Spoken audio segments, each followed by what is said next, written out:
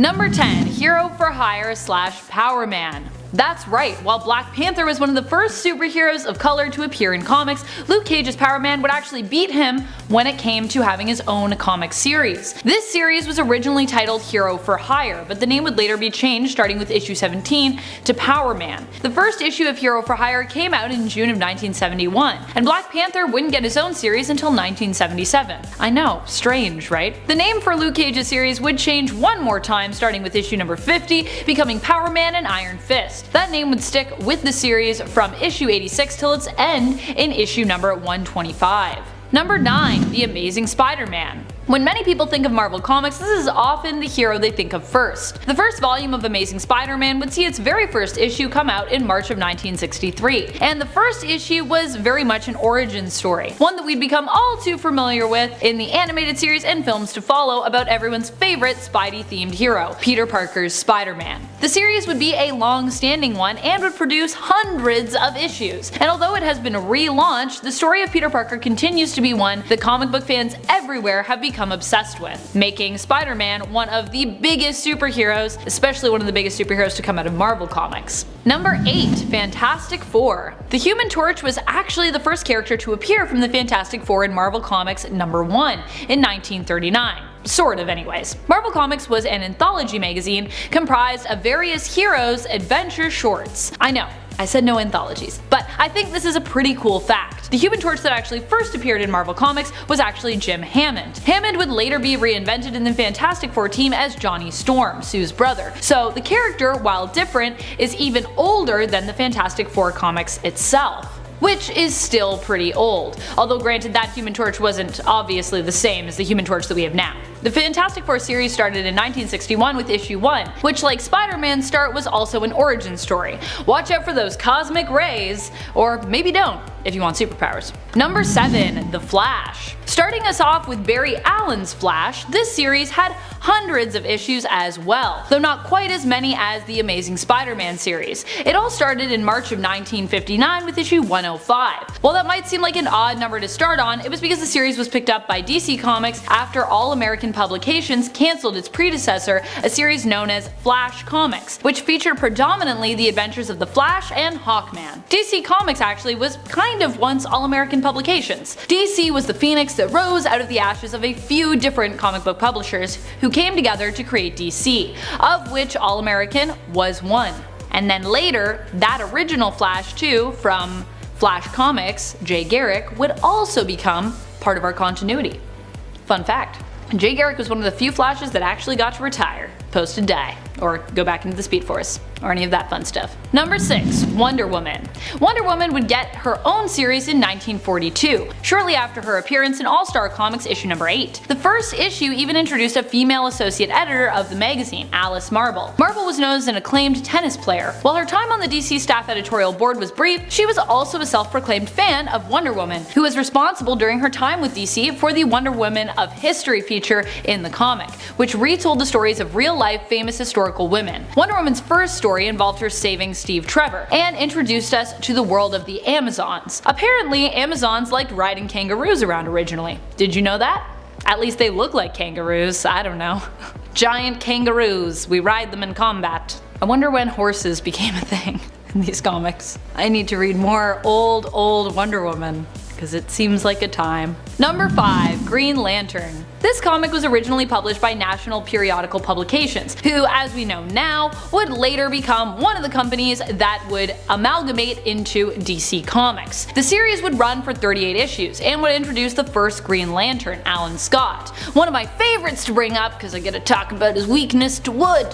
In this first issue, we would discover how Alan got his powers from both the Green Lantern ring and an actual Green Lantern, which was created by an old Chinese lamp maker from molten green space metal that had crashed to Earth via meteor. This original series really put the lantern in Green Lantern. It's not even a funny joke, it's just really bad. You're welcome. Number 4. Captain Marvel Adventures. Captain Marvel Adventures was the spin-off from Whiz Comics, an anthology series that featured the ever-popular Captain Marvel. Captain Marvel Adventures was the original series for the hero, produced by Fawcett Publications. Alright, let's get into the craziness of Fawcett, here we go. Fawcett would end up cancelling the series and all other superhero series eventually as a result of the lawsuit filed against them in regards to Captain Marvel's similarity to Superman, who had belonged to National Periodical Publications at the time the lawsuit was filed in the 1940s. Still, Captain Marvel Adventures would go on to have 150 issues before it was cancelled in the 1950s. National Periodical Publication would later evolve and merge into the famous comic book publisher that we know today as DC Comics. And as Fawcett was closing up shop, DC would end up picking up the rights for Captain Marvel, aka Billy Batson, in the 1970s. Captain Marvel under DC would eventually evolve to become Shazam, originally the name of the magician who gave Billy his powers in his origin story in Whiz Comics. Although later that magician would have a different name, have no name, all sorts of crazy stuff. The name change happened after Marvel Comics sued DC for rights to the name in regards to their own separate Captain Marvel, who first appeared in the Marvel Superhero series in 1967.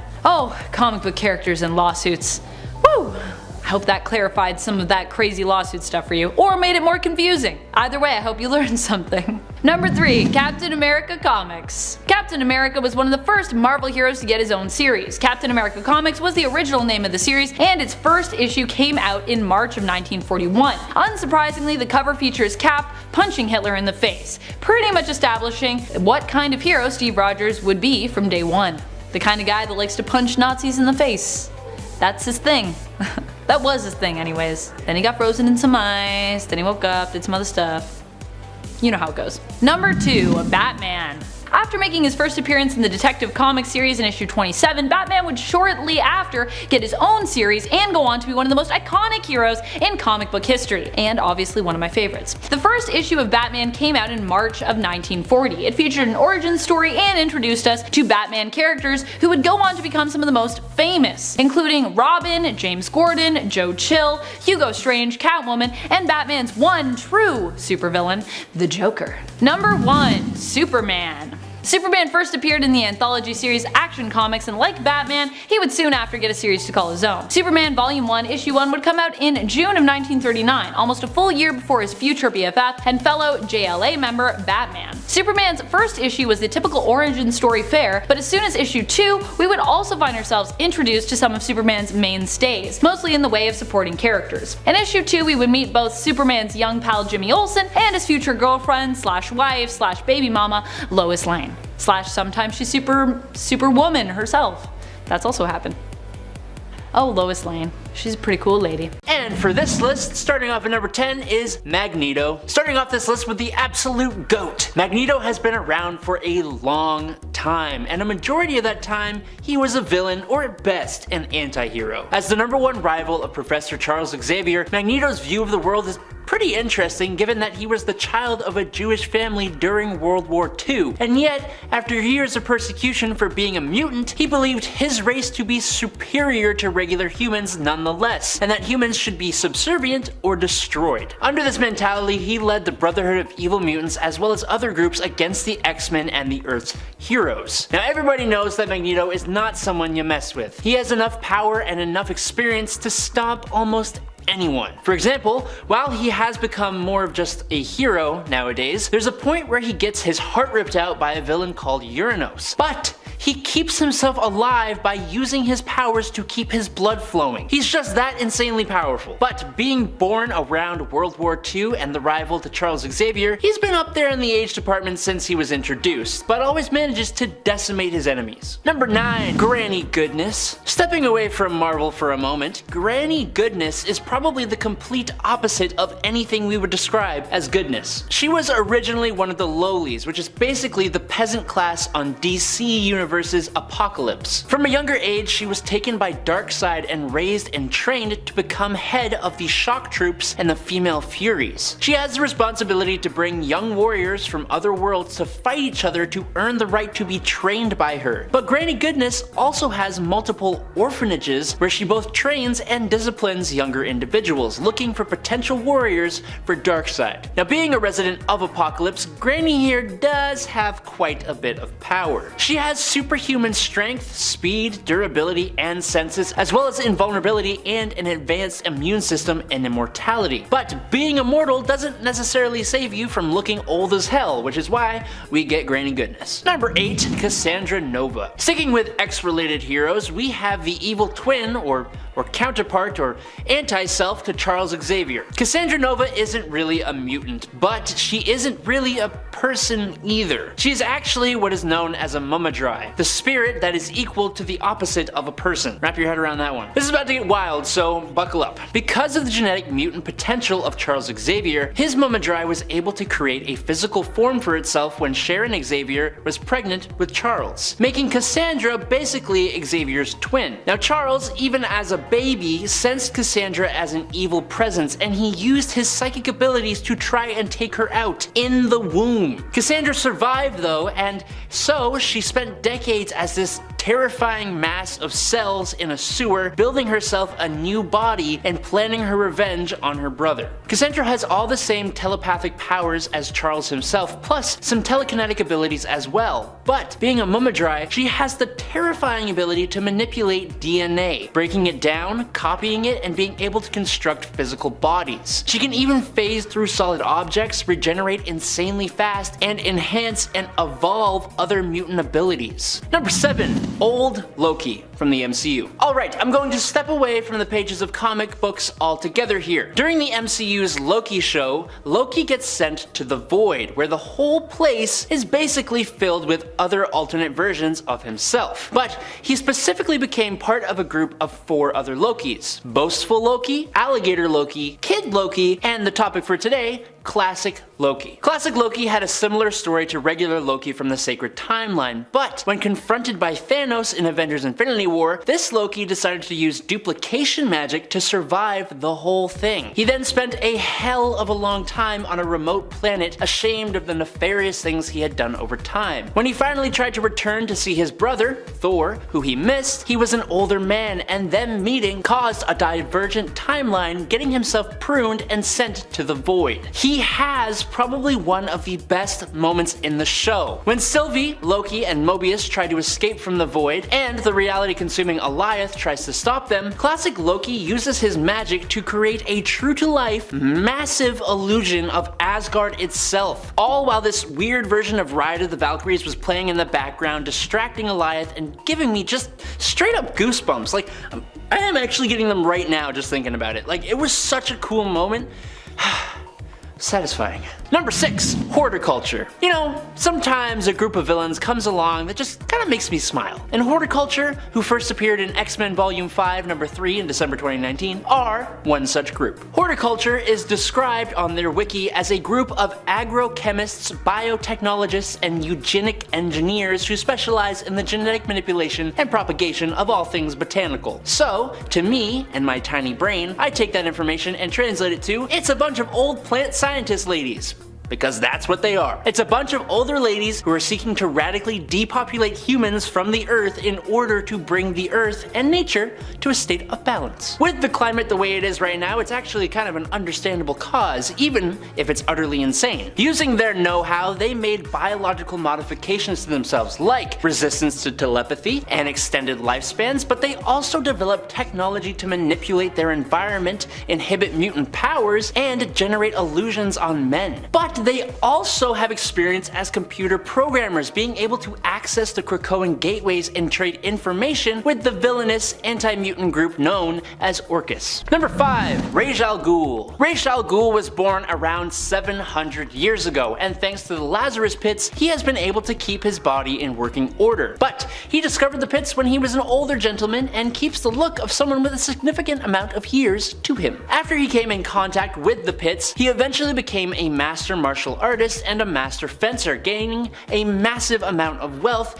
and he started creating organizations to rid the world of crime, with his first being called the Demon, which the later League of Assassins is a branch of. Rage's purpose within the League of Assassins is to eliminate all evil in the world by destroying all of humanity and just starting all over. Obviously, that mentality means he routinely has run-ins with the superhero community, especially Batman, who he helped train. Rage has had many plans over the years that tried to destroy the world, and he has also beaten the entire JLA when he discovered Batman's notes. Now with his years of experience and his vast amount of accumulated resources, this older fellow is a massive threat to both the heroes and the world. Number 4. The Joker. During the absolutely fantastic 3 Jokers storyline, we learn there have actually been 3 Jokers plaguing Gotham over the years, and among the 3 of them is the Golden Age Joker, and he is clearly much older than the other 2. Now, to be completely transparent here, whether this story is canon or not is an area of debate, so it's up to you if this one counts. But the Golden Age Joker, known as the Criminal, is the only one of the 3 Jokers to be a predominantly serious crime lord, and he even says that laughing and smiling is physically painful for him. Another thing that makes this entry a little arguable is that of these 3 Jokers, we don't know which one, if any of them,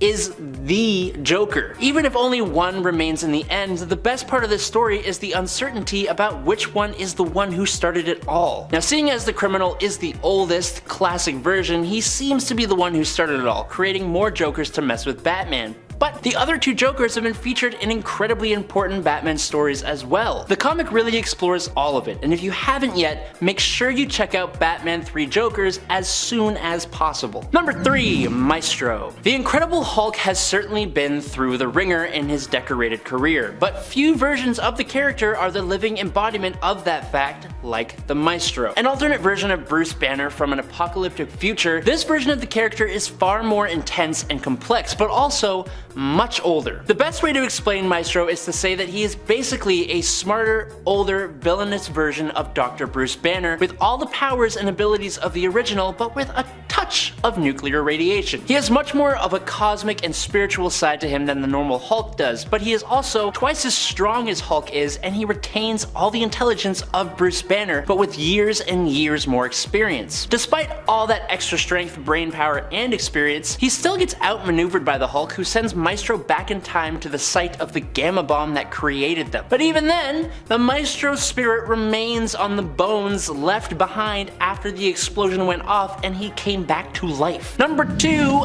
Agatha Harkness. Like a few of these villains, when we first met Agatha Harkness in Fantastic Four number 94 from October of 1969, she was already elderly. She started out as the nanny for the newly born Franklin Richards, and using her magical powers, she even saved the Fantastic Four from the Frightful Four and a handful of other villains, and also helped Franklin when his powers first started to emerge. But she went on to have an interesting relationship with the Scarlet Witch, Wanda Maximoff, but also her mother, Natalia Maximoff. That's because this sweet nanny Agatha is actually an incredibly ancient sorcerer who was around to remember the sinking of Atlantis nearly 18,000 years ago. And she was probably the most powerful of the original witches during the Salem witch trials, an event that she actually supported as she thought it would cull the weak magic users who held them back. Agatha, like a lot of older villains, is pretty damn complex. She has helped out heroes on multiple occasions, but she's also done some pretty sinister stuff. But there's no doubt that she is much stronger than both heroes and villains first assume. Number 1. Baron von Strucker. Baron Wolfgang von Strucker was born in the 19th century, so he ain't a young fella by any means. He fought with the Axis powers during World War II alongside and under the Red Skull. He was a top villain at the time, not just for Captain America, but more prominently as an adversary for Nick Fury and the Howling Commandos. And that carried through after the war ended, as Strucker was instrumental in the rise of Hydra and then became the Supreme Hydra. He was even responsible for the corruption of S.H.I.E.L.D., using Hydra to completely take over large parts of S.H.I.E.L.D. itself. When Captain America returned, and then the Red Skull did as well, Strucker began to lose his leadership role within Hydra, and so he faked his own passing, choosing to instead manipulate events from the shadows. Eventually though, Strucker got the Death Spore virus, which is why he is on this list. He's old, and many people don't know he has this particular enhancement. While he is an excellent strategist, a highly intelligent, exceptional hand-to-hand combatant, swordsman, and marksman who uses Hydra tech to live longer and be in top physical condition, the Death Spore virus bonded Strucker's DNA with the Death Spore itself, enabling him to be revived after passing away. He hasn't aged since getting the virus, he heals at an incredible rate, is invulnerable to minor injuries, resistant to toxins and disease, and he can even release the Death Spore virus from his body at will, taking his victims' lives nearly instantly if he chooses to. Number 10. Lone Ranger. The Lone Ranger originally started appearing in a comic strip and would later receive his own comic book series in 1948, which went for over 100 issues. Before he was even in comics though, Lone Ranger was a superhero recognized for his radio show, which debuted in the early 1930s. The first few comics consist of compilations of his comic strips, but new stories began with Lone Ranger starting with issue 38, which saw Paul S. Newman writing and Tom Gill on art. The Lone Ranger was known as a mysterious masked Texan Ranger who would fight bandits and outlaws in the Wild West of America, with his loyal pal Tonto and his trusty steed Silver. Hi-ho Silver away! Number 9. Tonto. You didn't think I was going to talk about Lone Ranger and just leave Tonto out of this list, did you? Tonto was originally shown as Lone Ranger's native partner and was part of the Comanche tribe originally. Some may think of him as just a sidekick, but as time progressed his character tended to be more presented as an equal and partner to the Lone Ranger rather than just a sidekick. He got his own comic book spin-off series in the 50s titled The Lone Ranger's Companion Tonto, and was often depicted as being witty and sarcastic, even going on to mock other less favorable portrayals of himself in pop culture that made him seem more savage. I like when heroic characters are self-aware and sassy like that. I feel it. Deadpool, She-Hulk, Tonto. Keep being sassy, keep being witty. Number 8. Green Lantern. Before Hal Jordan or Guy Gardner, there was Alan Scott. He was the first Green Lantern and was created by Mart Nodell, making his comic book debut in All-American Comics issue 16. When this first Green Lantern made his appearance, he probably seemed to be pretty cool, I'm sure. This was way back when the Green Lantern was still an actual lantern, by the way. It's just this lantern he was carrying around. But in retrospect, Alan Scott is known as being one of the silliest Green Lanterns, because he has one of the strangest weaknesses in comic book history. Wood.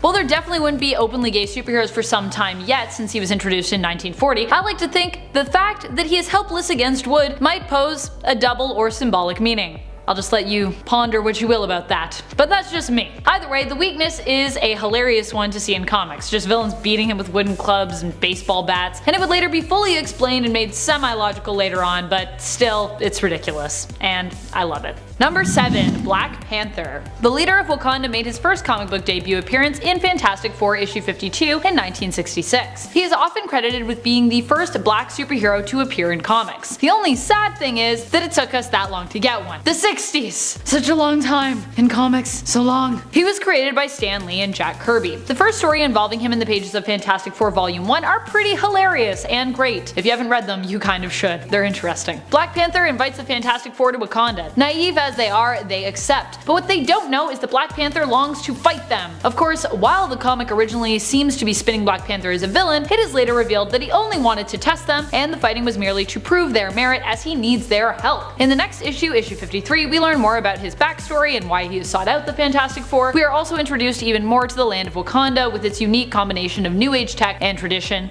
old and new. So there you have it. Number 6. Superman. Superman is that hero that you usually think of when someone asks who the oldest superhero is during a trivia night. And honestly, I'm sure it's an acceptable answer by most trivia standards. But not here. Not here. Here we go further. Superman is widely thought of as being one of the oldest, the original American comic book superhero. But seeing as how he is number 6 on this list, I think us mega nerds would likely know otherwise. Still, he came out in 1938 and first debuted in Action Comics number 1. And honestly, if you read his original appearance, it's easy to see what all the hullabaloo is about. It's basically a piece created to show off and introduce just how unstoppable Superman is. In fact, Superman would continue to be presented as near invincible until the 80s, acquiring more and more powers with each appearance. And then we had to fix that. We had to tweak that because it's too much power. Superman was created by Jerry Siegel and Joe Shuster. Number 5. Sheena. Queen of the Jungle. You might be wondering just where Wonder Woman is on this list, but Sheena actually predates Wonder Woman, and her own self-titled series even predates Wonder Woman's by a few months. She was originally published by Fiction Comics and was known as Sheena, Queen of the Jungle. Most 1930s Queen of the Jungle I have ever seen, but yet. Sheena's abilities included super strength and agility, and the ability to communicate with animals. She made her first appearance in WAG Comics issue number 1, and her self-titled series came out in early 1942, just a few months before Wonder Woman.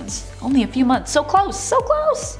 Number 4. Kazar. Kazar is known as being one of the first Marvel superheroes. Can you guess who the other one is? Let me know in the comments. But But there are actually two Khazars. The one I'm referring to here is David Rand. He appeared in Marvel before they were even known as Marvel back when they were Timely Comics in 1936. Khazar shared many similarities with Tarzan and was very passionate about protecting the surrounding wildlife and animals where he grew up. He also fought against Germany with the Allies in World War II, fun fact. In fact, the last story we have of him shows him setting out to provide more wartime aid. The other Khazar we would meet later in the 60s was known as Kevin Reginald, and was the son of the man who discovered Savage Land. Both Khazars also appear to be English.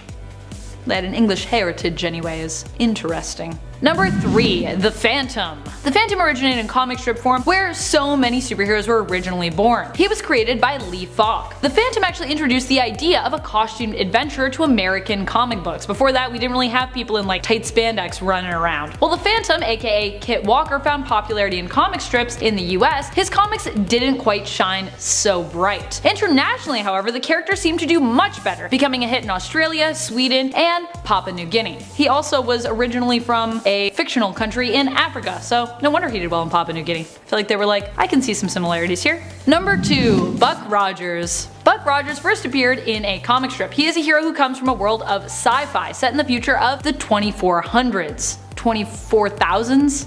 2400s, yeah, 2400s. Depending on what medium or comic you're reading, the last 2 digits of that year are also apt to change for his story. He made his comic strip debut as Buck, but the character was originally named Anthony Rogers in the novel that inspired the comics, Armageddon 2419 AD, written by Philip Francis Nolan. The story follows the adventures of a young man who is frozen for almost 500 years in suspended animation before waking up in the future and rediscovering the world he once knew, in a time that he is less familiar with. Honestly, if you aren't aware of Buck Rogers, but you are a fan of cosmic superheroes or sci-fi and weird space adventures, I highly recommend you check this classic out. Also, if you just like some time travel-y stuff. Who doesn't like time travel-y stuff? Everyone is like me, I hate it, but there's a few of us I know that like it. Number 1. Spring-Heeled Jack. Spring-Heeled Jack was originally a character in English folklore and urban legends. His being was reportedly cited all over Great Britain in the 1830s, and the stories involving him inspired writers to use him as a character in both a play and in Penny Dreadful novels, which were short serials, the original comic books really of the time. He has since seen other comic book series dedicated to him as time has progressed. Spring-Heeled Jack was originally described as a gentlemanly looking demon, and later described as looking like the devil himself, complete with horns. He was often known for breathing fire. Whoa, scary stuff. While his character was originally posed as a villain, he later developed into a misunderstood hero, a nobleman who sought to steal from the rich and give to the poor, complete with his own gadgets to help him perform his noble feats.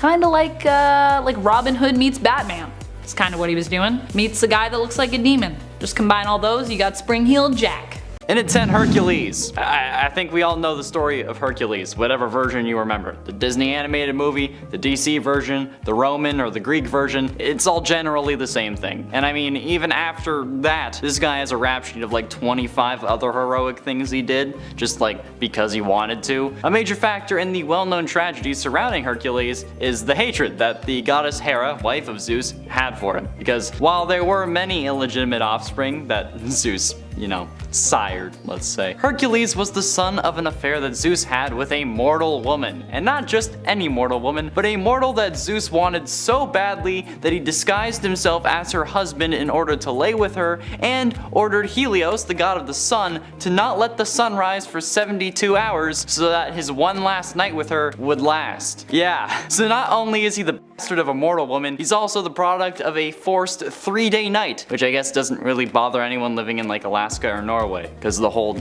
6 months of night thing, not anything weird. Number 9. Odin. Odin ended up joining the Stone Age Avengers sometime after he actually was said to have created the humans on Midgard, which was then known as Aesheim. In doing so, he had disappointed his father Bor, who decided to punish Odin by hurting the humans. Now, as someone who often seems pretty detached from human suffering later in his life, it's pretty wild to think that Odin possibly created them and was perhaps one of the first cosmic beings to actually care for them as a superhero. And I know what you're thinking, but Amanda, we all know Odin is super old. Yeah, you know that, but did you know he was this heroic? Because I always find it very surprising myself. Odin ended up returning to Aesheim to act as its protector and also to learn how to better control Mjolnir, which was his hammer at the time. He ended up befriending multiple prehistoric superheroes, joining the Avengers of 1 million BCE, and he also ended up developing a deeply romantic relationship with his teammate, the Lady Phoenix. In fact, it was even revealed that the Phoenix was actually the true mother of his son, Thor, because that's what's happening now, so there we go. In it ate Blue Beetle. In 1964, during the Silver Age of comics, Charlton Comics revised the character of Dan Garrett, the original Blue Beetle, for a new Blue Beetle series. Charlton's new Blue Beetle retained the original's name, but no powers or backstory, making him a different character. This Beetle was an archaeologist version of Dan, who obtained a number of superhuman powers including super strength, flight,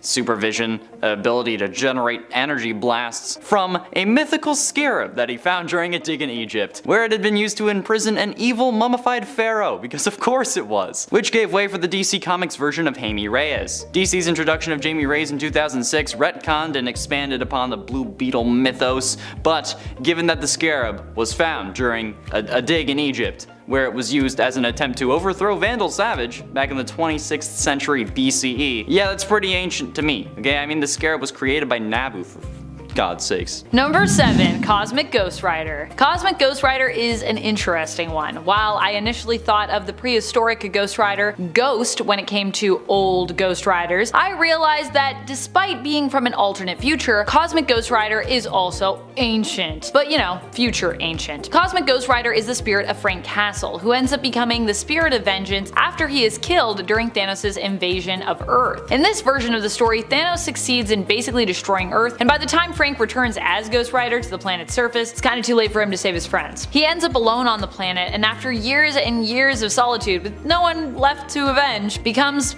well, insane, as I think pretty much almost anyone would. Despite eventually becoming Thanos' herald, CGR is really doing his best to be a good guy. He only ever really even joined up with Thanos because, you know, well, there was no one left and he didn't want to be alone. Before even joining up with Thanos, Cosmic Ghost Rider did attempt to get his revenge on the Mad Titan, teaming up with Galactus, but even Galactus fell in this fight against this alternate King Thanos. In its 6, Dr. Fate. Nabu the Wise was a Lord of Order and cosmic being who arrived at Earth billions of years ago to take on a proactive role in battling the Lords of Chaos. A cosmic being with near limitless magical power, his spirit resides in the Helmet of Fate and is the source of the great power held by those who wear the mantle of Dr. Fate. Dr. Fate is just the helmet. Fun fact, you all knew that. Dr. Fate's origins begin over 10 billion years ago, which I personally think qualifies as ancient, or maybe even older than that, if there is anything older than that. I don't know. My senior year Comtech teacher was pretty old. But not long after the formation of the universe, were there born two elemental forces, the Lords of Order and the Lords of Chaos. You can kinda see where this conflict is going. On the world called Celia, the Lords of Order manifested themselves, the first sentient race in the universe, and a race of incorporeal magical beings at that. After millennia, circa 3500 BCE, the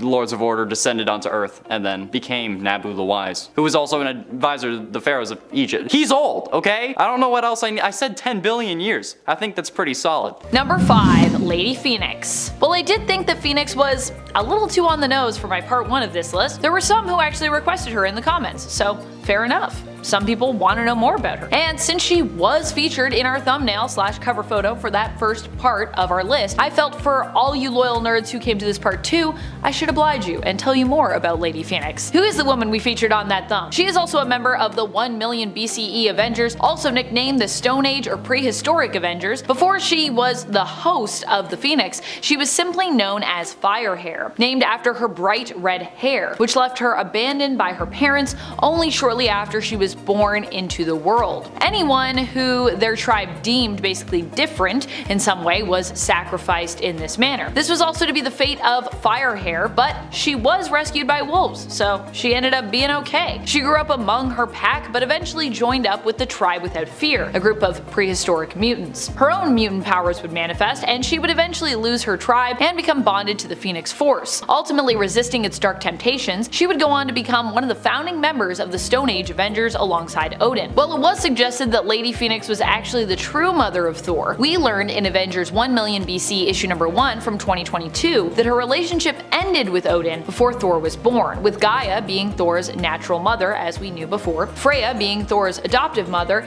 and Lady Phoenix being dubbed kinda like his bonus mother after she helped Gaia give birth to Thor and saved him from a premature death. And then Gaia was like, you can be mother to Thor too. So we got that all figured out. Sorry what I said on part 1 is not exactly true. Not his mother, well she is his mother, but she's not his only mother. He's got a lot of mothers. And at 4, Mr. Majestic.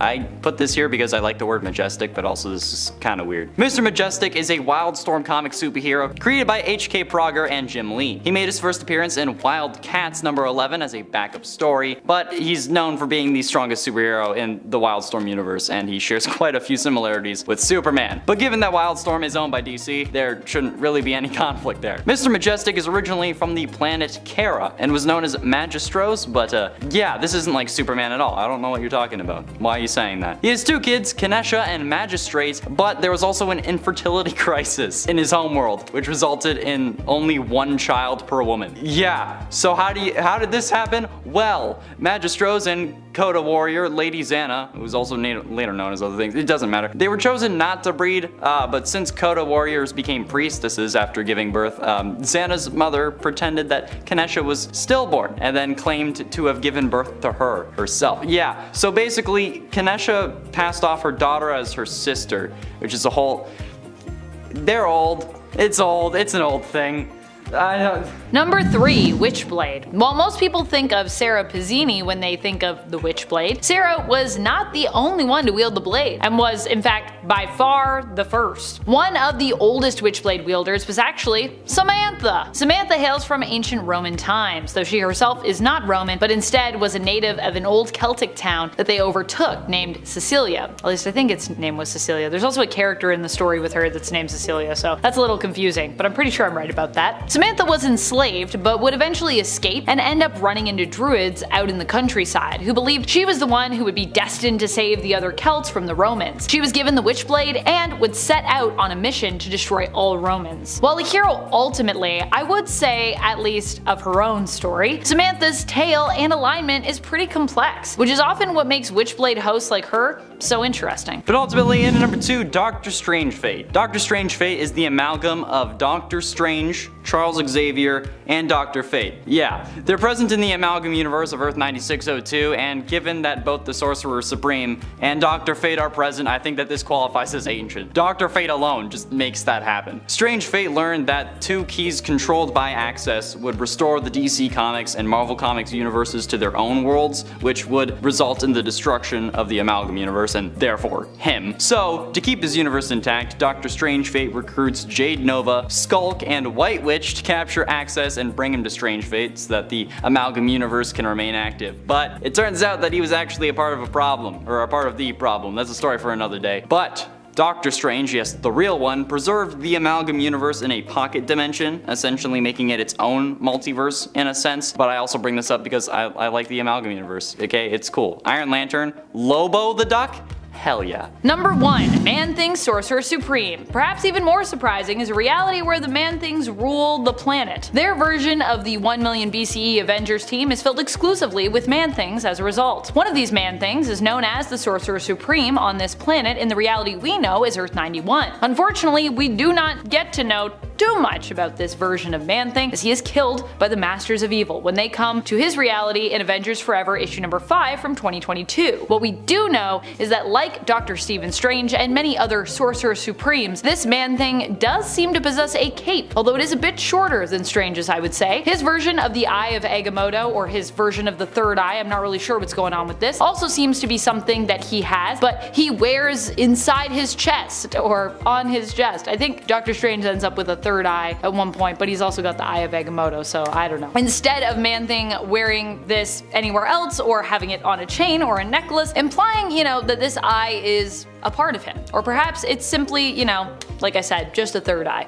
And it's just on the chest. I feel like that wouldn't be, I mean, I guess he doesn't really wear clothes because he's a man thing, so actually I guess it'd be fine. At number 10 is Tigra, first appearing in her own Marvel comic book called The Cat in 1972. This superhero just doesn't get the spotlight very often. Considering she has been a member of the Avengers in the past, it would only make sense that she might appear more prominently in more recent issues, or even MCU movies. But sadly, her most recent appearance was in a supporting role in Avengers Academy between issues 1 and 39. Tigra's powers began as an experiment by Dr. Joanne Tumalo, who gave her powers attached to her costume, and in this form she was simply known as the Cat. But down the line is when she eventually mutated into Tigra, a human-tiger hybrid, through a mystical ritual. She was then bound to a race of humanoid cat people from the Middle Ages, which she could then transform into on command from her human form, using the cat's head amulet. She's a pretty cool hero, so I wonder why they haven't really brought her back in any big way. Maybe they found her too similar to DC's Catwoman, who knows. Next up at number 9 is Stingray, an oceanographer turned superhero who builds his suit in order to explore the depths of the ocean. He helps construct an underwater city covered by a glass dome which he uses to try and grow food for mankind. He first appears in Tales to Astonish number 95 in June of 1967, so he's just on the cusp of the golden age. Just about. This guy is no doubt an older Marvel creation, and if you haven't heard of him, you may not be alone.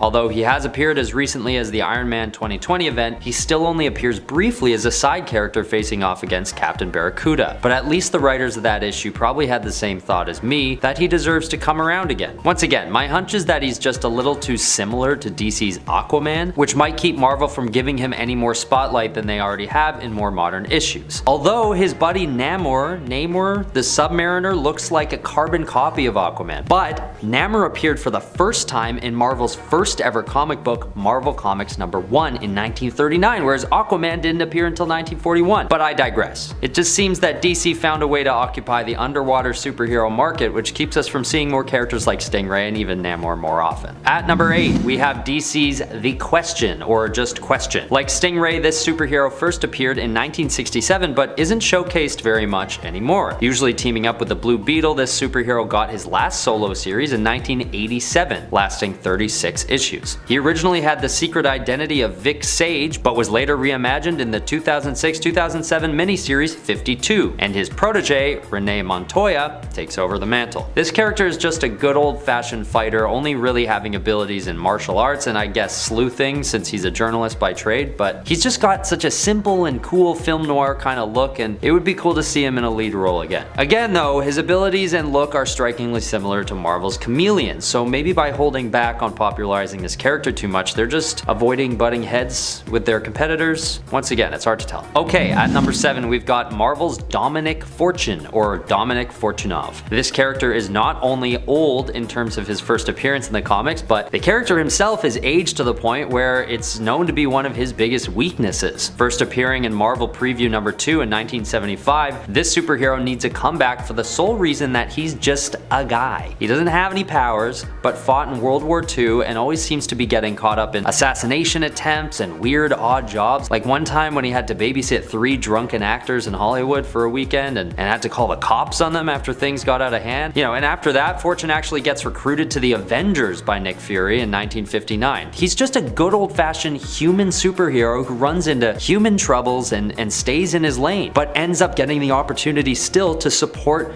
the superpowered Avengers with bazooka blasts and covert ops. At number 6, we have DC's Dr. Fate. This guy is old. He first appeared in More Fun Comics number 55 in 1940 and basically hasn't been mentioned again since his death in the Book of Fate number 1 in 1997. So yes, that's a long run, but still I'd like to see more of him. Dr. Fate is a superhero that's got so much going on and looks so cool that I don't know why he isn't used more often these days. His powers come from an incident when he, Kent Nelson, and his father were uncovering the tomb of ancient Immortal Nabu, and Kent is basically basically trained by the ancient being and awarded with the Amulet of Nabu, a cloak, and a helmet. With the training and these items in his control, he has abilities ranging from magic manipulation and flight to invisibility, super strength, and resurrection, among others. It's just a really cool character based on real ancient myth, and I don't see any reason why Dr. Fate shouldn't have another comeback soon. Okay, number 5, Marvel's Gargoyle. This superhero first appeared in Defenders issue number 94 in 1981, but since then he's actually retired and settled down in Greenwich Village. He even opened a restaurant called Isaac's Oysters. But he did go for one more rip for old time's sake, aiding Iron Man on a mission to take down the android Korvac. But that's sort of been it for him. And what's cool about this superhero is that he was sort of meant to be evil, but just chose good. He was formed when Isaac Christians agreed to place his soul inside a cursed gargoyle and do the bidding of the six-fingered hand. This was all in exchange for his issues to be resolved. But then, when he was tasked with capturing Hellcat, a member of the Defenders, he couldn't get himself to do it, and defied the six-finger hand. And just sort of kept living on as this like possessed gargoyle, who chose good. He kind of reminds me of Beast. He just has this super wholesome energy to him, and I just feel like he could do for more of that sweet, sweet limelight. At number 4, we have Zeta from Batman Beyond, and eventually the Zeta Project cartoon spinoff. The show ran from 2001 to 2002 as part of a spinoff to the Batman Beyond episode Zeta. This character is so wholesome and doesn't get enough attention, having been last seen 20 years ago in what would have been the final episode of the short-running series. This synthoid was built for the NSA to keep an eye on terrorist organizations, so his abilities are pretty extensive, being able to shapeshift into just about anyone to infiltrate and carry out covert ops with ease. He's a naive and friendly character who decides to go rogue after realizing that any one of his assassination targets could be innocent. Zeta had such a moment and clearly a huge approval rating since his one episode got him a whole series, but at a certain point, the world forgot about such a good and powerful synthoid superhero that definitely deserves a comeback. At number 3, there's Warlord, a character the world hasn't seen since his death in Warlord Volume 4, Issue 12. But there should be some kind of revival of Travis Morgan, who is another character on the list who doesn't actually have any powers, but is just a very well-respected and decorated war veteran. He also looks a lot like Oliver Queen or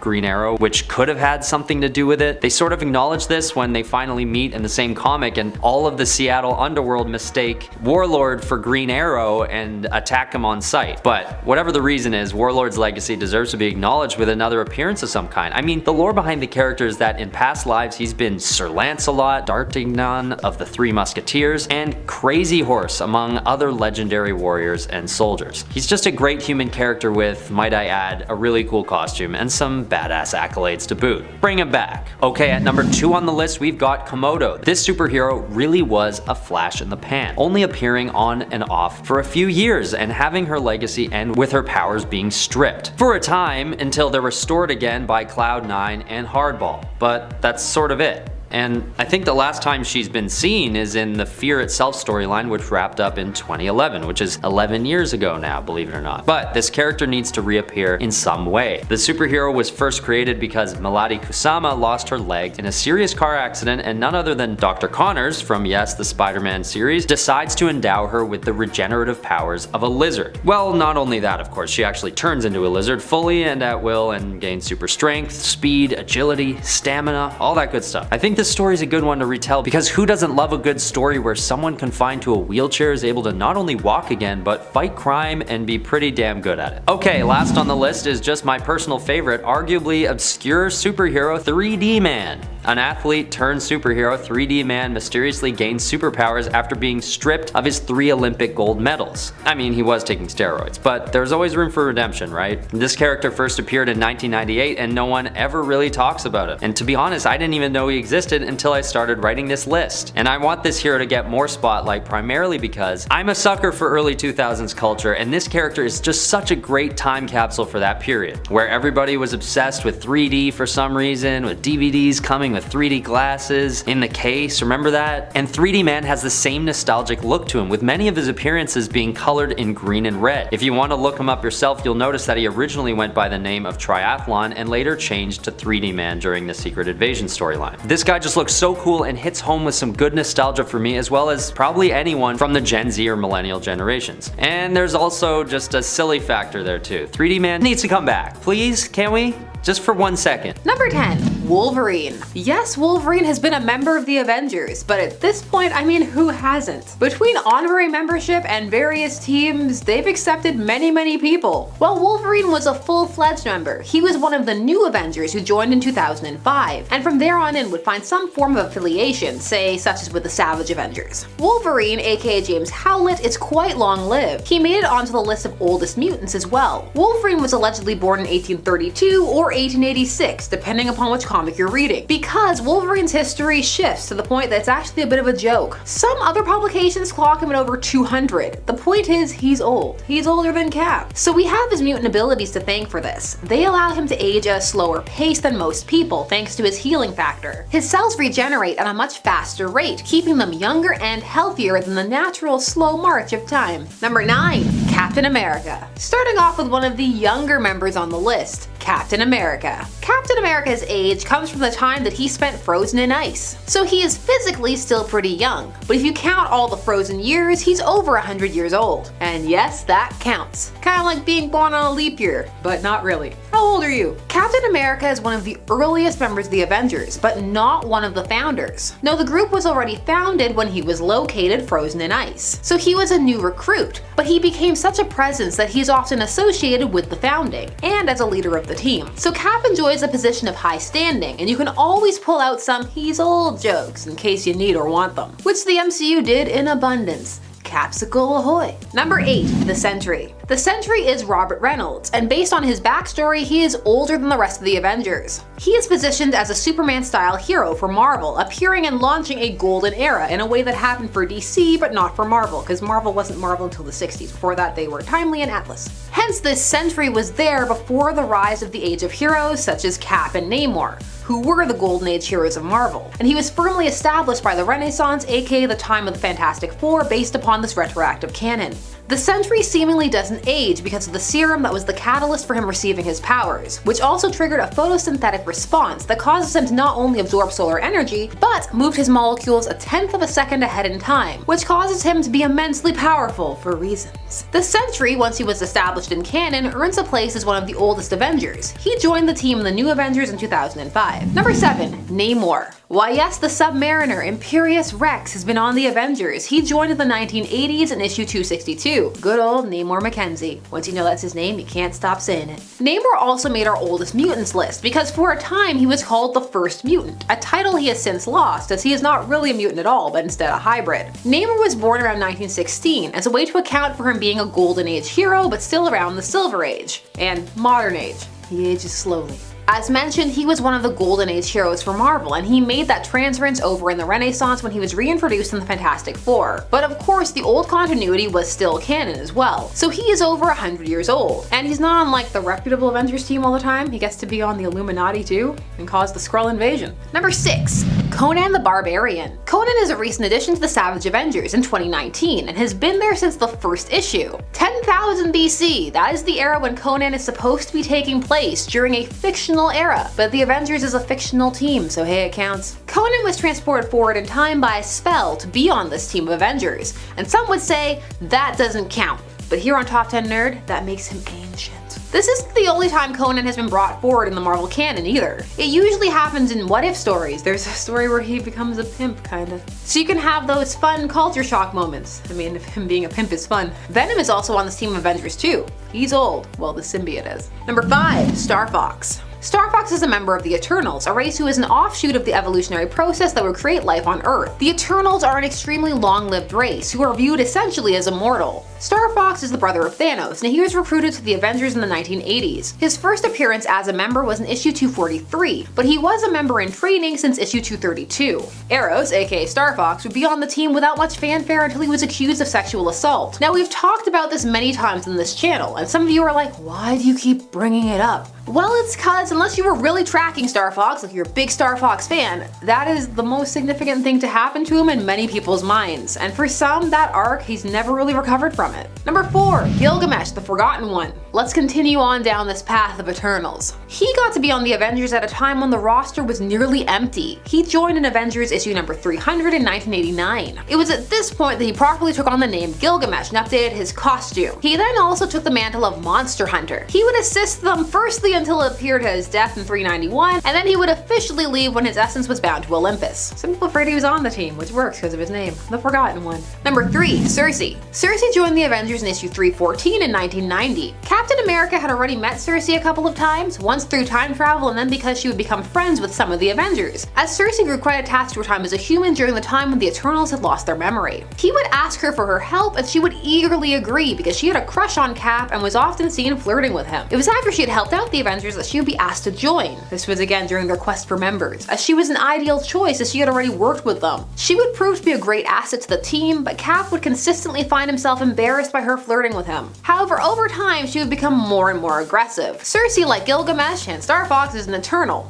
So, long lived. It's part of the pedigree. She is said to have been born during the Ice Age. Number 2. Thor, the god of thunder, currently the herald of thunder at the time of this recording. He is of course one of the Asgardian gods. Thor has lived for millennia, long enough to become ensconced in myth. He is at least as old as man, probably older. The Asgardians live in another realm and age much slower than humans, not only as a result of their physiology, but as a result of the golden apples of Idun they eat to prolong their lives. He would end up joining the Avengers after he was cast to Earth by his father Odin. For a time he had a human form as well, that of Donald Blake. Despite this, he is one of the founding members of the Avengers as one of the key players in Marvel's Renaissance, at the start of the Silver Age. Number 1. Valkyrie. Valkyrie joined the team during what's called the Heroic Age of Recruits, and first appeared as an Avenger in Secret Avengers Volume 1 in 2010. It was revealed to be the original Brunhild, which it matters. Valkyrie is of course based off of the Valkyries of Norse mythology, and firmly planted within Thor's universe. Brunhild is seemingly older than Thor, as she was selected for Valhalla by Odin before the Thunder God makes his appearance. This makes her one of the oldest Avengers. She also has a pretty confusing history involving multiple identities, some time being taken over by the Enchantress, being split into multiple people, and the like. Number 10. The Question. In the Prime Earth continuity, the Question, or a version of the Question, is revealed to be one of the oldest beings in the world of DC. This is revealed after we learn that the Question was one of the criminals in essence that the Circle of Eternity, located at the Rock of Eternity, chose to punish for their crimes against humanity. This group of beings who were punished were known as the Trinity of Sin. The Question would go on to become a hero following this. This version of the Question is largely a mysterious figure who has not appeared as much, probably because the original version of the character Vic Sage and his predecessor Renee Montoya ended up both returning to the comics recently. What we do know is that the Question had his memory erased from history and from himself, with even his face being left completely featureless,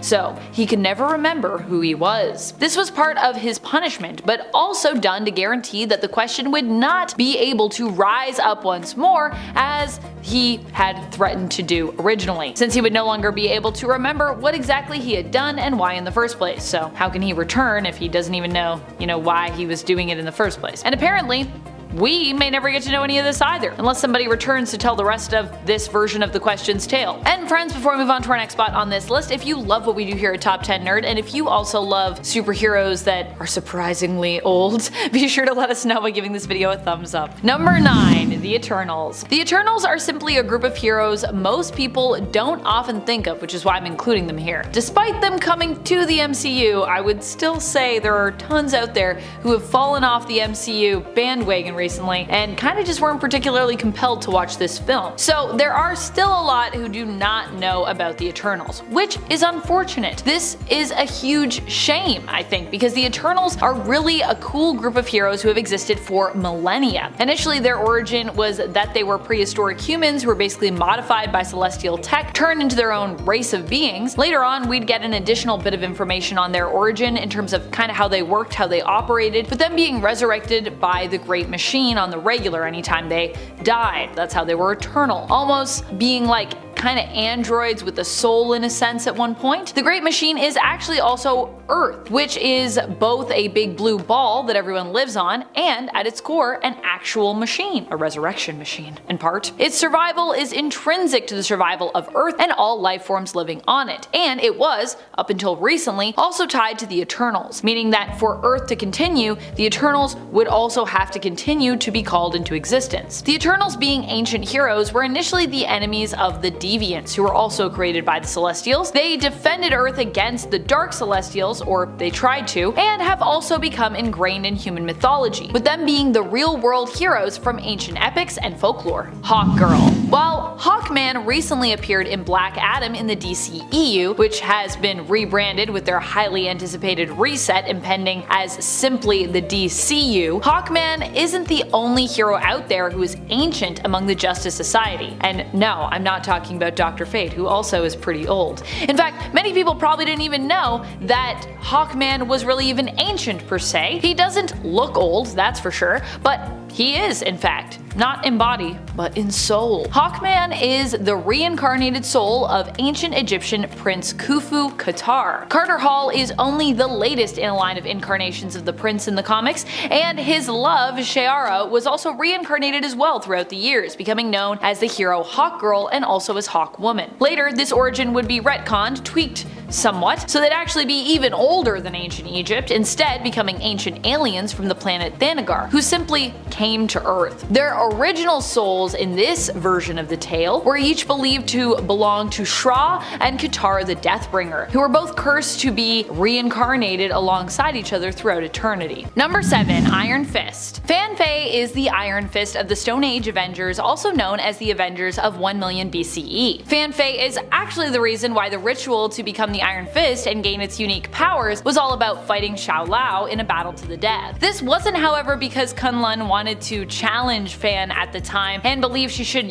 be their champion. This actually happened as the result of a punishment. Fan Faye, you see, was a kung fu master who had been trained since birth in Kunlun, but her curiosity of the outside world caused her to sort of leave Kunlun in secret. She came across cavemen who were helpless against the beasts that basically often attacked them, and she decided she was going to help them. Fan sought to help these people by teaching and training them herself in the ways of kung fu. However, it was forbidden in Kunlun to share your knowledge, and when her people found out, they marked her as a criminal. As punishment, her students were brought to Shao Lao and basically fed to the dragon. Forced to watch, Fan Faye went into a rage, breaking her shackles, seeking to share in the same demise as her students, becoming deeply distraught. However, when she went up against Shao Lao, she struck the dragon and her fist went right through, killing it, and coating her fist in its blood, giving her the power to channel her chi into fiery fists, and leaving her with a dragon mark, which marks her as the Iron Fist. Number 6. Nubia. Nubia is possibly even older than most other Amazons, who are generally known for being old and immortal just standardly. In Infinite Frontier, her story was retconned so that she was no longer a woman held and mistreated against her will for a long time, but a princess reborn in the Well of Souls. Nubia was born from the Well of Souls reincarnated around the same time that Princess Diana was born, and the two grew up often being thought of as sisters. And if you're wondering why I was mentioning that she might be older than some of the other Amazons, that's just because she's reincarnated. So although Nubia in her own form is around the same age as Diana, she also got an old soul, you know what I mean? She would spend many years as the guardian of Doom's doorway, and would act as a loyal supporter to Queen Hippolyta, even when it seemed that she had betrayed her. In fact, Nubia's loyalty to the Amazons in the current continuity has not failed, and she even recently was chosen to be the new queen of the Amazons. And we're not just talking about the Amazons of Themyscira either, but in fact all known Amazons in existence, as there are actually multiple Amazonian tribes in existence throughout the world. Number 5. The Old Guard. Can we call the Old Guard heroes? I'm not really 100% sure on that. They are ancient warriors who've been many things over the years. Not all the things they've done were necessarily good, but I would say for the most part, they've tried to stay on the side of good, so I think I'm gonna count them for this list. And that's definitely where they are at when it comes to where we meet them in the modern day. Or at least, the direction they're headed towards, I would say. Initially, the Old Guard were a group of immortal mercenaries led by their oldest member, Andy, aka Andromaca of Scythia, who is thousands of years old. It is in their welcoming of a new member that we get to see some of the good in them, despite them being essentially expensive, deadly, and nearly indestructible guns for hire. Their immortality is as much a mystery to them as it is to readers of the series, seemingly happening to each member miraculously and really without explanation. One minute they were alive, the next dead, and then inexplicably right back to living. In 2020, the Old Guard comics got their first film adaptation through Netflix. As with most Greg Rucka creations, the premise and his approach had me hooked, pretty much. Number 4. Artemis. Artemis was also once Wonder Woman, don't you know? Back in the New Earth continuity, she herself is an Amazon, and despite her youthful appearance, like most Amazons, she's pretty old. In fact, in the New Earth continuity, she was also granted eternal youth as the result of a spell that Cersei had cast upon her. In the Prime Earth continuity, she is just straight up immortal. She hails from the Bana Migdal, which is a splinter group of Amazons all their own. Like I said, there are many different tribes. Princess Diana of Themyscira and Artemis have often been presented as rivals in the comics, with Artemis often being jealous of Wonder Woman and kind of striving to prove herself superior to Diana. But despite this, she is ultimately a force for good and a hero, though her warrior's heart might be a little harder in comparison maybe to Diana's when it comes to her heroic approach. Number 3. Starbrand. Vin is the Starbrand in 1 million BCE. He ends up becoming the Starbrand after leaving his tribe. He left them because he believed he did not belong due to the fact that he realized he was gay, something that seemed to be unacceptable to his people in that time. On his journey, he sought out a garden he had seen in a dream, which it turned out appeared to be the biblical paradise known as the Garden of Eden. Once he found it, he also found Burke, also no vowels. No vowels for these people in prehistoric times. The two men became lovers, but would eventually be separated after Burke died in a deviant attack. It seemed the deviants wanted the garden for themselves. The attack resulted in a cave-in, and while Burke did not survive, Vin did, finding the body of a dinosaur who had previously been the Starbrand. Vin was imbued with its powers and fought against those who had killed Burke. However, in the process, this also destroyed the garden. Vin would go on to become the hero known as Starbrand in his time and join up with the other Stone Age Avengers of 1 million BCE. Number 2. Shazam. Wait. Billy Batson is super old? No, we aren't talking about Shazam. Not that Shazam. Not the Shazam formerly known as Captain Marvel. We're talking about the Wizard, who gave Billy Batson his powers and who has also been known by the name of Shazam. Initially in the Prime Earth continuity, we were led to believe that the Wizard was simply someone who bestowed powers on Billy, but we'd later learned that he was actually one of the old gods Shazam would actually get his powers from. This truth of the Wizard's, aka Mama Roggins, aka Shazam's origin would be revealed after Billy Batson was left depowered following the action of Grail, Darkseid's daughter, who basically cut off his access to his powers by untethering the old gods from his magic lightning. While not a direct superhero, the Wizard is a powerful force of good who was even able to help repower Billy from the afterworld in spirit form, finding basically new gods for him to be empowered by. Number 1. Eternal Warrior. Marvel and DC are not the only publishers who have ancient heroes. Even Dynamite, now owning Red Sonja, is not the only publisher with ancient superheroes by any stretch. A lot of people have ancient superheroes. In fact, one publisher that was suggested in the comments that has tons of ancient superheroes is Valiant Comics, so I'm happy to be talking to you about that. Great suggestion. This particular hero from Valiant that we're talking about is Gilad Anipada. Gilad was one of 4 siblings granted immortality. He has used this extended time over his life to train up, becoming a master in many different areas of combat. He acts as a hero in the comics, being tasked with defending the Geomancer of any given generation. Geomancers were kind of born in a line, and they're magical heroes in their own right who were chosen to act on behalf of the Earth as the planet's defender, and who are able to communicate with nature and the Earth. And the Eternal Warrior basically just acts as like their guardian, so heroes protecting heroes. Number 10. The Immortal. With a name like the Immortal, you bet your socks this guy has been around for a hot minute. Due to an accident that happened approximately 3,000 years ago, the man who became the Immortal was exposed to an unknown anomaly that gave him superhuman abilities that put him almost on par with Viltrumites, making him one of the 3 known beings in the universe that can make that claim. But outside of his incredible strength, speed, durability, stamina, and flight powers, the Immortal is, you guessed it, immortal.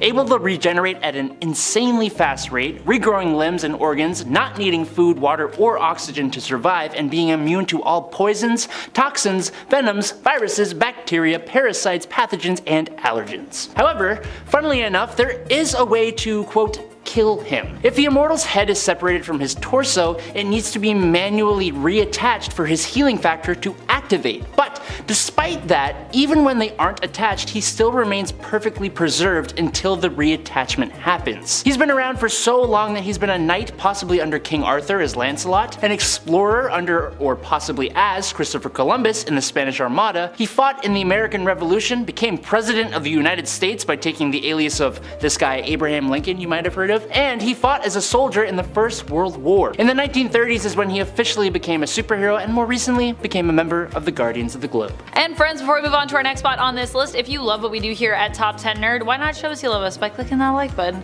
Hey.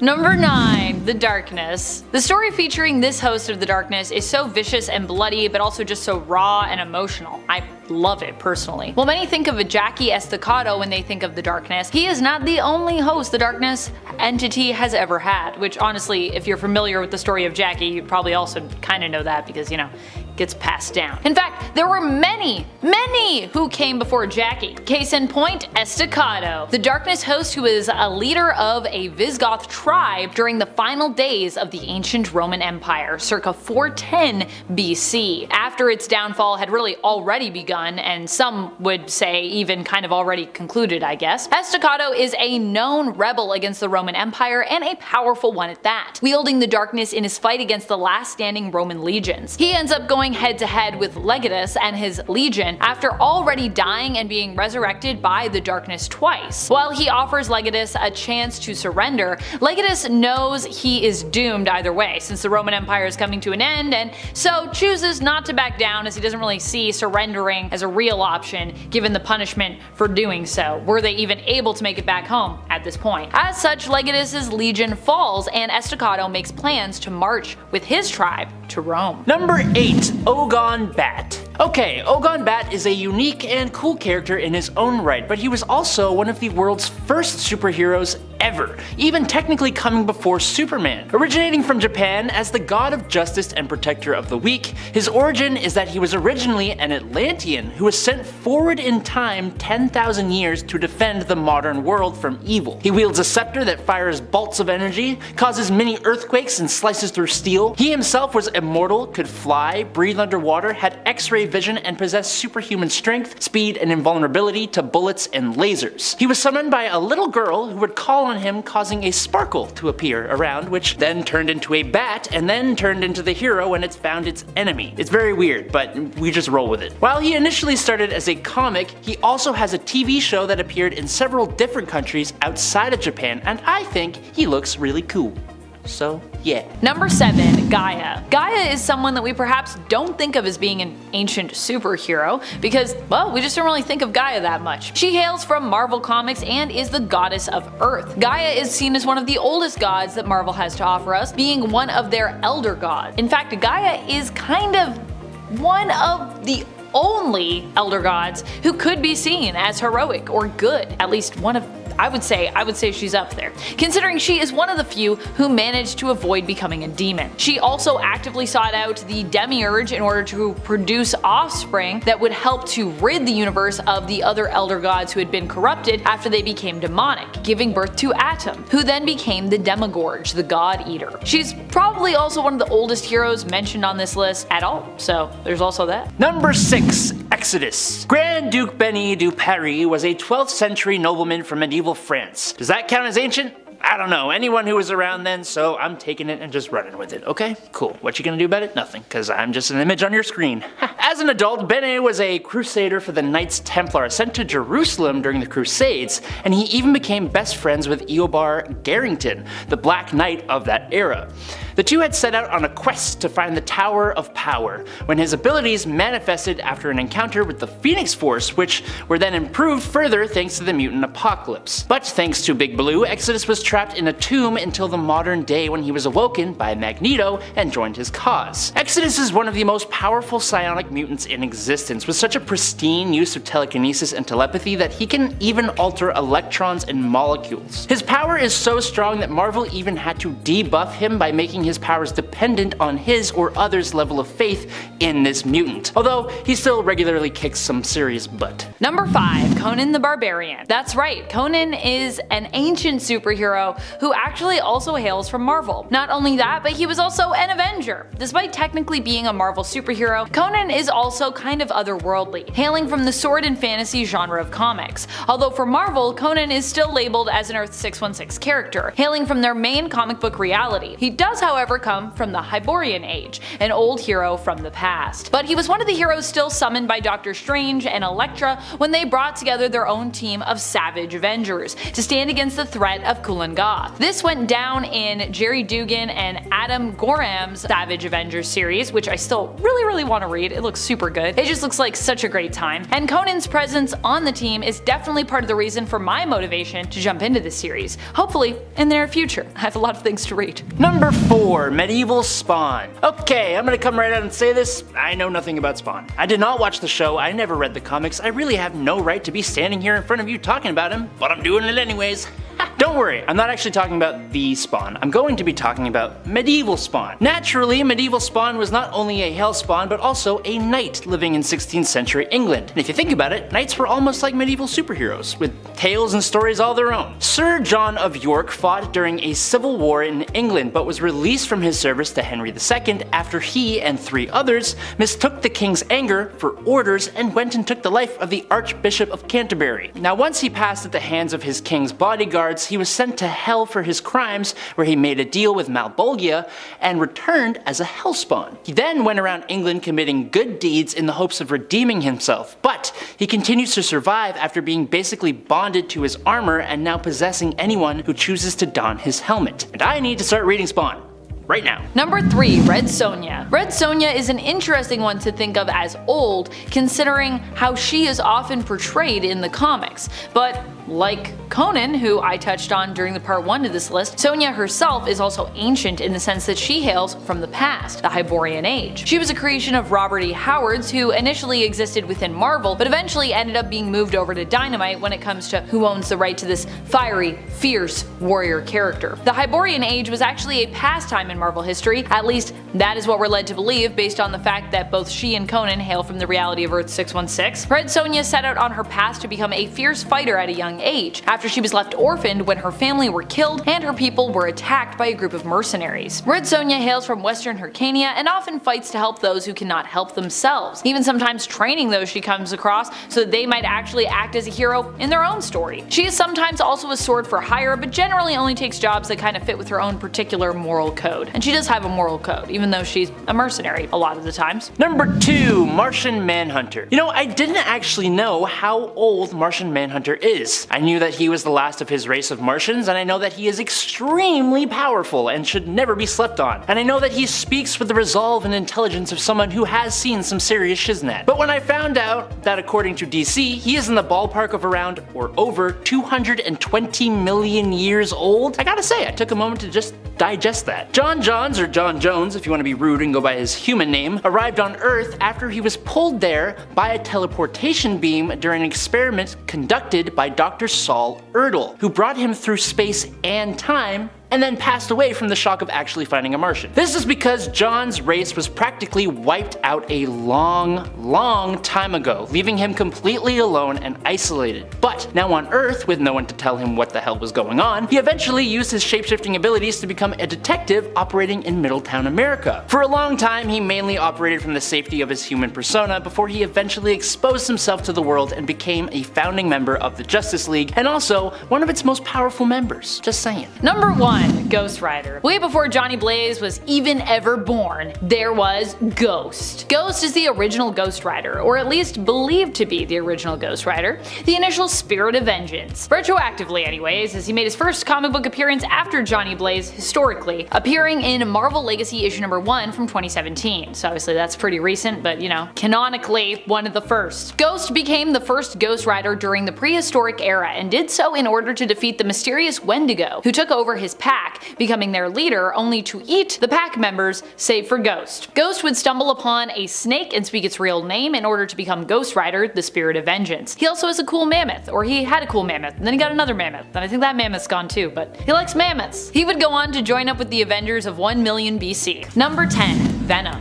Venom would technically make its first appearance in issue 252 of volume 1 of the Amazing Spider-Man series, but it wouldn't be until almost 50 issues later in issue 299 that the suit would develop a mind of its own, or well, bind its own mind with that of Eddie Brock's mind, and be introduced to us again as Venom.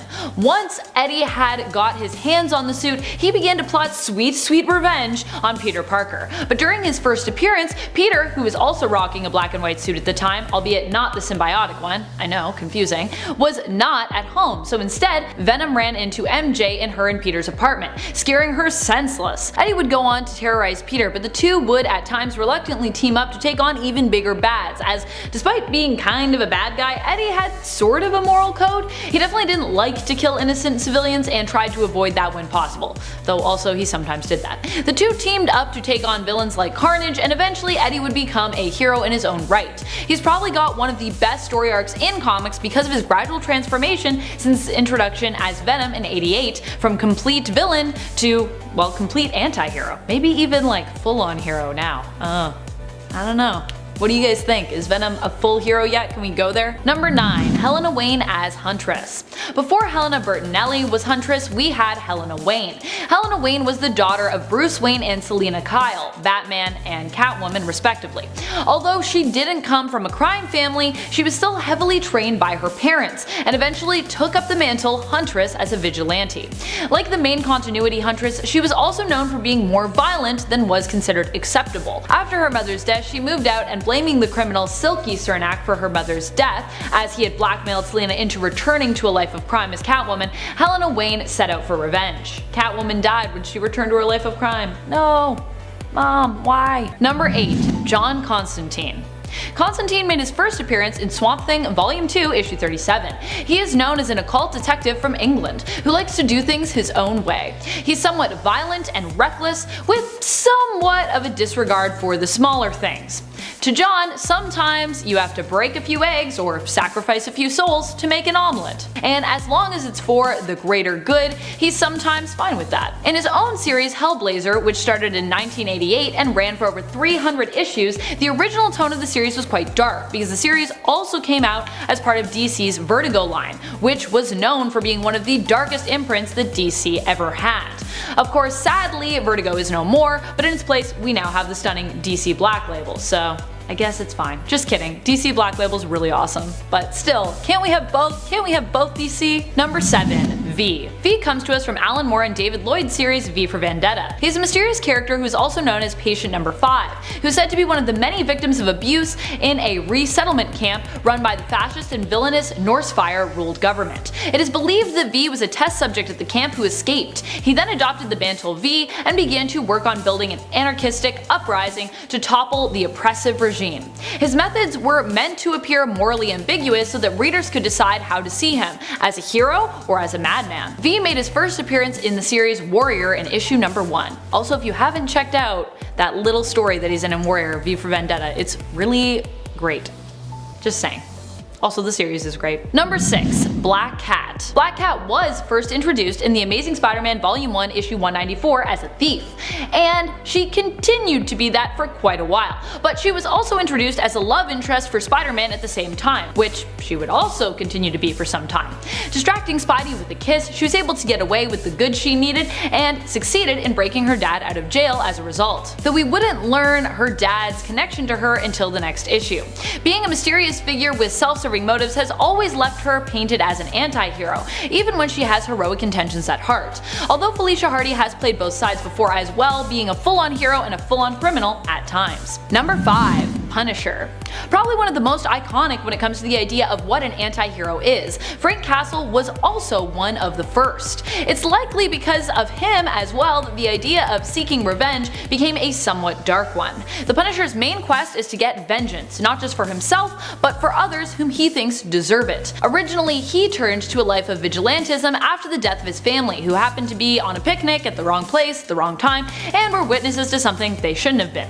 As such, they were eliminated by the mob. Despite also being shot, Frank survived the attack, though the rest of his family died, and as a result, he swore revenge. He's also known for being an overly violent hero who fights with guns, which is something most heroes look down upon, preferring to use non-lethal force. The Punisher would achieve next-level anti-hero status when he also became the first anti-hero to kill the entire Marvel Universe in 1995, in Punisher Kills the Marvel Universe, paving the way for another popular anti-hero, Deadpool, to also do so years later. Of course, it would take Deadpool until the 2000s before that would even be a thing for him. The 2010s, as it were, actually. Number 4. Wolverine. Logan, being considered a little more rough around the edges and animalistic, is what quickly granted him an anti-hero status. As far as superheroes go, he was different. He made his first full appearance in The Incredible Hulk Volume 1 issue 181. Since the beginning, his violent nature and broodiness has made him both well loved by fans, but sometimes disliked by other heroes. He also has less hang-ups when it comes to killing people, even suggesting at times that it's the best course of action when dealing with villains, and having a pretty big thing for mercy killing when it comes to other heroes. This has also made Logan one of the biggest anti-heroes in the X-Men world. He just kills tons of people. People will be like, I think I'm gonna die, and he's like, I got you, don't worry. I'll make it quick. Number 3. Magneto.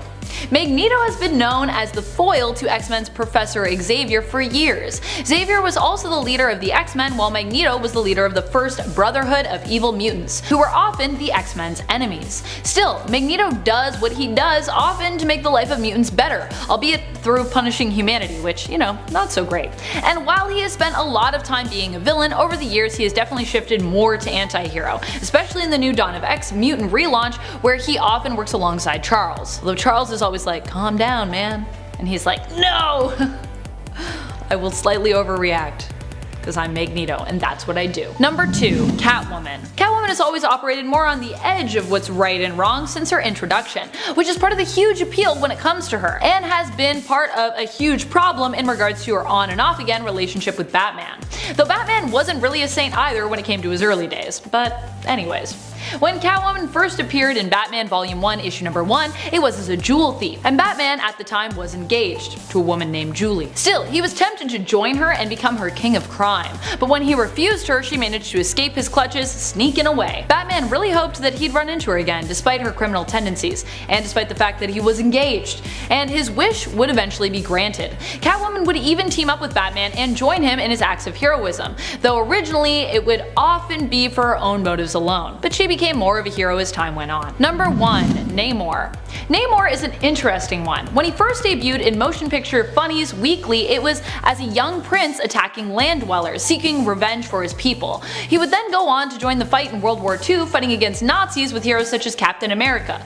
Later, he would forget who he was and only regain his memories when he was accidentally knocked into the ocean in the original Fantastic Four series by Johnny Storm. He would then rediscover who he was, and that the kingdom that had been his underwater home had been destroyed by the Humans War's nuclear bomb tests, and as a result would attack the land, becoming a villain. Again. Since then, he has done a variety of good and not always so good things, but what remains constant is that Namor's methods have pretty much always been questionable. His return to being good, but in his own way, and still while thinking very highly of himself, made him an anti-hero. And while he is very passionate about protecting his people, there is no doubt that this means he would also do anything to safeguard Atlantis, regardless of how morally ambiguous or severe it might be. Number 10. Earth 9591. Ruins. This alternate reality is going to be the most recent one, taking place in the 90s. The timing of this one doesn't factor so much into its story though, as the more relevant detail is that this is the universe where literally everything goes wrong. The entire Fantastic Four, except Ben Grimm, who was replaced by Victor Von Doom, died on their test flight. The X-Men are held in a prison in Texas where they are horribly disfigured to stop them from using their powers. Peter Parker's spider bite caused an infectious rash that mutated his entire body and caused his hair to fall out. Bruce Banner becomes a monstrous mass of tumors. The Avengers all died in a rebellion. The Silver Surfer went mad, wanting to know what it was like to breathe air again. Nick Fury became a cannibal. All sort of that really lovely stuff, you know?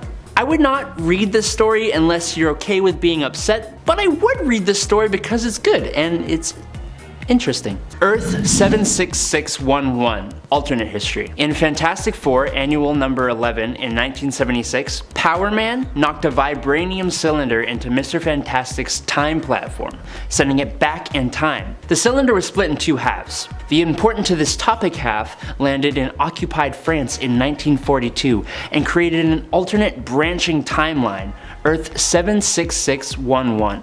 In this alternate timeline, the socialist Germans used the vibranium to advance their war effort, successfully invading England in 1943 and even making it to Manhattan by 1944, taking over America by 1946. That's what half a cylinder of vibranium can do, apparently. The Fantastic Four realized what happened though, and through some confusing tomfoolery, they managed to prevent this timeline from replacing the Earth 616 timeline. Number 8. Avengers 1 million BC, Earth 616. Alright, look, I promise this is the only Earth 616 story I'm mentioning, but given the team and the story, how can I not? The Avengers of 1 million BC came together in the prehistoric era to face Zagreb the Aspirant, basically a mad celestial. The team was made up of Odin Borson, wielding Mjolnir, the mutant Firehair, the avatar of the Phoenix Force, the sorcerer Agamotto, like the Eye of Agamotto, that guy, Fan Fei, the Iron Fist, the first ever Black Panther of the Panther Tribe, a mammoth riding Ghost Rider, and Starbrand. They first appeared in Marvel Legacy number 1 in 2017, and I'm not even going to explain the rest. Just go read it, please! Number 7. Earth 6799, 1967 Spider-Man cartoon. Bouncing off that happy little lovely tale, we have Earth 6799, or just Earth 67, which is actually the Earth where the 1967 Spider-Man takes place. Because of that, this Earth technically first appeared in Spider-Man Episode 1 Season 1 on September 9th, 1967. Its comic book appearance first comes in Amazing Spider-Man Volume 3, number 9, as one of the many alternate Spider-Man featured in this story. He also shows up in Spider-Verse Team-Up issue number 2 when Miles Morales and Peter Parker come to this Earth to find Spider-Man and recruit him to the fight against the Inheritors. It's super entertaining. Number 6. Earth 84243, Conan in the modern day's 70s. Some people may not know this, but Conan the Barbarian is actually part of Marvel Comics. And while the era he lived in, the Hyborian Age, is part of the 616 continuity, the What If story on Earth 79213 isn't. Instead of being in the Hyborian Age though, our boy Conan gets stuck in the 20th century. After visiting the Hyborian trade city of Akbitana, he is captured by a wizard who specializes in time travel. And instead of escaping, he is transported to Manhattan on July 13th, 1977. What does he decide to do with himself? Well, after scaring off some punks and throwing an old lady in a trash can, he has a romantic encounter with a modern age lady, Danette, who shows him the Guggenheim Museum, which reminds him of an ancient citadel, and they go to investigate. Here, he fights off some muggers and then gets struck by magical lightning that transports him back through time to his Hyborian age. But at least he got to keep Danette's cap as a reminder of their romance. Number 5. Earth 15513, 1872. Technically, Earth 15513 is Battleworld, which is actually part of the modern Secret Wars story. The pocket dimension of the Valley of Doom is made of another Earth's version of the Wild West, mainly the town of Timely. Timely is run by its mayor, Wilson Fisk, and his enforcers, who ultimately answer to Governor Roxxon. Stephen Rogers is the sheriff in this here town, and he's a bitter but just man after the death of his deputy, Bucky Barnes. Anthony Stark is the town drunk, regretful of how his weapons were used in the Civil War. Natasha Romanoff is the widow of Bucky, with Bruce Banner being the doctor of the town. The new hero, Red Wolf, tries blowing up the Roxxon Dam, which almost results in his lynching. if it weren't for Sheriff Stephen Rogers, who saves him. Conflict blossoms when the agents of Roxxon, Bullseye, Grizzly, Elektra, and Dr. Octopus arrive in town and start running amok. Another story you have to read. I promise the steampunk-looking Iron Man will not disappoint you. Number 4, Earth 717, Captain America in the Civil War. The what if stories are so cool. And what if Captain America, Stephen Rogers, actually fought in the American Civil War instead of World War II as General America? Given powers from an ancient Native American eagle that also turned an evil racist Bucky Barnes into the White Skull, who became the leader of a white supremacist group.